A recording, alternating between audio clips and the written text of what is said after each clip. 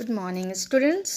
मैं शशि रतन संत Michael academy Bettiah से आप लोगों को आज बाल गोविंद भगत पढ़ाऊंगी, जिसके लेखक हैं रामवृक्ष बेनीपुरी। बाल गोविंद भगत पढ़ने से पहले हम रामवृक्ष बेनीपुरी के बारे में यह जानेंगे कि उनका जन्म कहाँ हुआ था, कब हुआ था। तो बेनीपुरी का जन्म बिहार के मुजफ्फरपुर ज़िले के बेनीपुर गांव में सन 1899 में हुआ था।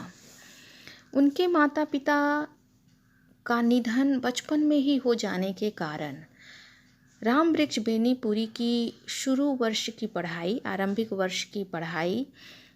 वर्ष का जीवन बहुत ही अभाव और कठिन संघर्षों में बीता है। 10वीं तक की शिक्षा प्राप्त करने के बाद वह सन 1920 ईस्वी में राष्ट्रीय स्वाधीनता आंदोलन में सक्रिय रूप से जुड़ जाते हैं। कई बार जेल जाते हैं और अंत में उनकी मृत्यु 1968 ईस्वी में हो जाती है। 15 वर्ष की ही अवस्था में रामवृक्ष बेनीपुरी ने अपने लेखन को बहुत सारे पत्र पत्रिकाओं में छपने का कार्य शुरू कर दिया था। 15 वर्ष की उम्र में ही उनकी बहुत सारी कहानियाँ, उनके बहुत सारे लेख पत्र पत्रिकाओं में छपने लगे थे, जिनमें से तरुण भारत, किसान मित्र, बालक, युवक, योगी इत्यादि उनके उल्लेखनीय रचनाएं हैं। बाल गोविंद भगत के बारे में जो रामवृक्ष बेनीपुरी लिखे हैं वो क्या है, ये जानने के लिए हम जानेंगे कि इस पाठ में रामवृक्ष बेनीपुरी ने कौन सी बातें रखी हैं।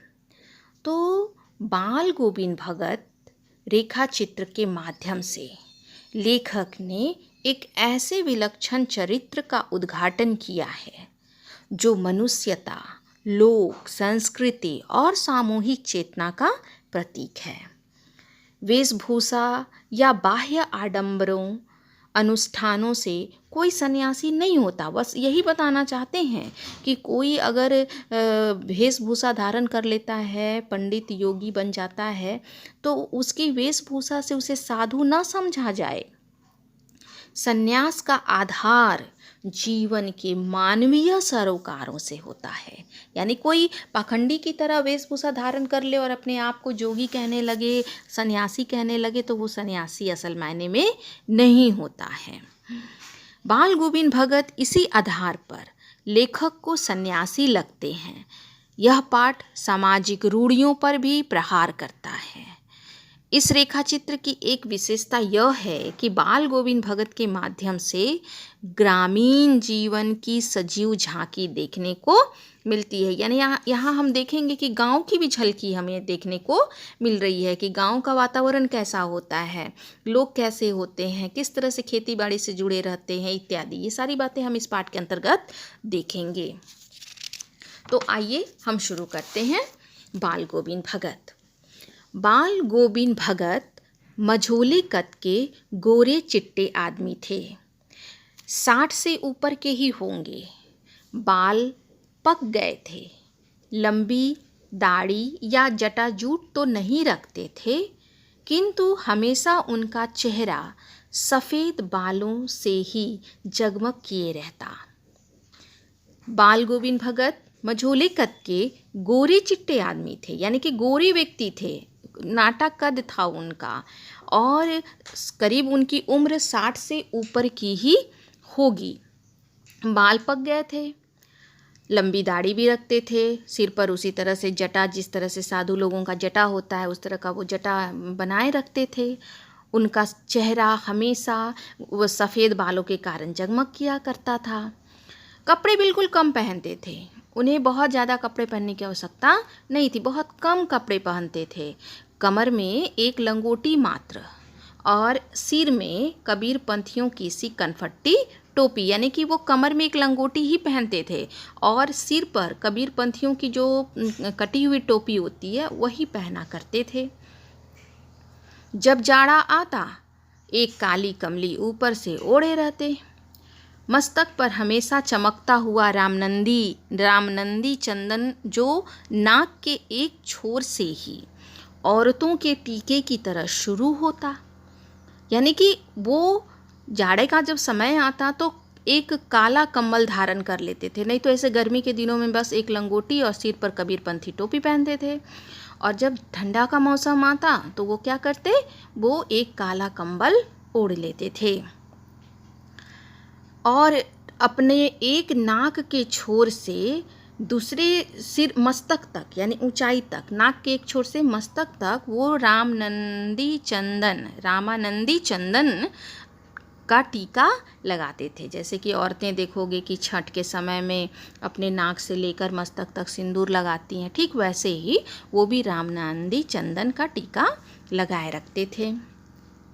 गले में तुलसी की जड़ों की एक बेडौल माला बांधे रहते।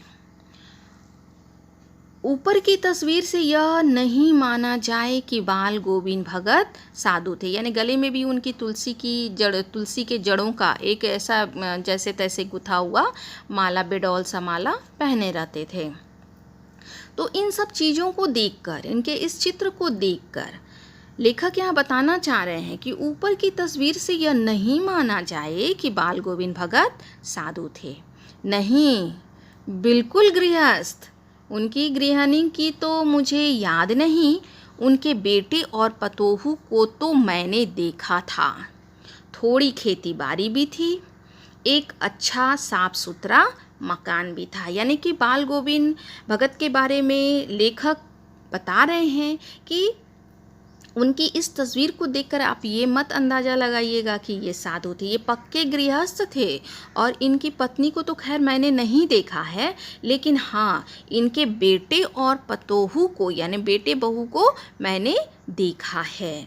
इनकी अपनी थोड़ी सी खेती बाड़ी भी थी, इनका एक साफ़ सुथरा मकान भी था। तो लेखक ने ये सारा चीज़ अपनी आँखों से देखा है जो हमें बता रहे हैं। किंतु खेती बाड़ी करते, परिवार रखते भी बाल गोविंद भगत साधु थे। साधु की सब परिभाषाओं में खरे उतरने वाले। यानी कि उनकी अपनी छोटी सी ज़मीन थी, खेती बाड़ी थी, वो खेती बाड़ी भी करते थे। बाल गोविंद भगत साधु थे, साधु की सब परिभाषाओं में खरे उतरने वाले। साधु का हर एक कार्य वो करते थे, ऐसा नहीं है कि केवल वो माला जप रहे हैं। साधु का जो परिभाषा होता है, सब सही शब्दों में अगर कहा जाए कि ये व्यक्ति साधु है, तो वो बाल गोविंद भगत थे। कबीर को साहब मानते थे, उन्हीं के गीतों को गाते, उन्हीं के आदेशों पर चलते, कभी झूठ नहीं बोलते, खरा व्यवहार रखते, किसी से भी दो टूक बात करने में संकोच नहीं करते, ना किसी से खामखा झगड़ा मोल लेते थे। तो बाल गोविंद भगत कबीरदास जी को अपना साहब मानते थे, अपना गुरु, अपना भगवान मानते थे और उन्हीं के ही पदों को गाया करते थे। उन्हीं के पद के गीतों में ढालकर उनके गीत गाया करते थे, उन्हीं के आदेशों पर चला करते थे। जितने कबीर ने दोहे कहे हैं, कबीर के दोहे में हम लोग बहुत कुछ देखते हैं, तो जितना कबीर की बात है उन सब बातों को, हर एक बातों को ये मानते थे। उन्हीं के गीत को गाते थे, कभी भी झूठ नहीं बोलते थे, खरा व्यवहार रखते थे, किसी से भी दो टूक बोलने में कभी भी संकोच नहीं करते थे। कोई भी व्यक्ति के सामने सच्चाई जब आ गई उनके समक्ष, तो वो बोलने में बिल्कुल नहीं झिझकते थे, निसंकोच बोल दिया करते थे।